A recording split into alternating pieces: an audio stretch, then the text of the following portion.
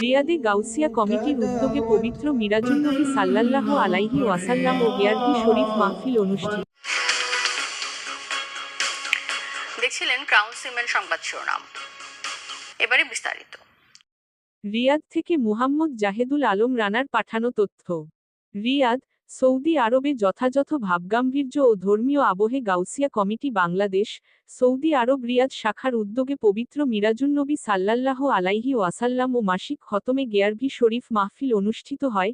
আল খারিজ রোডস্থ মুহাম্মদিয়া ইস্তেরাহায় আয়োজিত এই মাহফিলে সভাপতিত্ব করেন মাওলানা মুহাম্মদ জসিম উদ্দিন।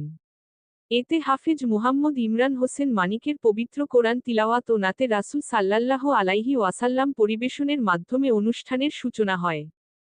পুরো মাহফিলটি সঞ্চালনা করেন মাওলানা আবু কায়সার জামাল। অনুষ্ঠানটির শুভ উদ্বোধন করেন বিশিষ্ট ব্যবসায়ী মুহাম্মদ শফিকুল ইসলাম। মাহফিলে প্রধান অতিথি ও বক্তা হিসেবে উপস্থিত ছিলেন বরেণ্য ওলামায়ে কেরাম। এতে প্রধান অতিথি ছিলেন মাওলানা মুহাম্মদ মুহিউদ্দিন আজহারী। প্রধান বক্তা ছিলেন খতিব হাফিজ মাওলানা মুহাম্মদ মামুন নকশেবন্দি। এছাড়াও বিশেষ অতিথি হিসেবে উপস্থিত ছিলেন মুহাম্মদ দিদারুল আলম, মুহাম্মদ মোতালেব হোসেন, জুয়েল রেজা জাবেরি, মুহাম্মদ আইয়ুব খান, মুহাম্মদ খলিলুর রহমান, মুহাম্মদ কামাল উদ্দিন এবং মুহাম্মদ ফরিদুল আলম সহ আরও অনেকে।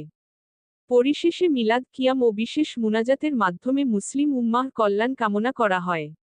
সবশেষে তাবারুক বিতরণের পর মাওলানা মুহাম্মদ মামুন নকশেবন্দি হৃদয়স্পর্শী নাতের মাজলিসের মাধ্যমে অনুষ্ঠানের সমাপ্তি ঘটে।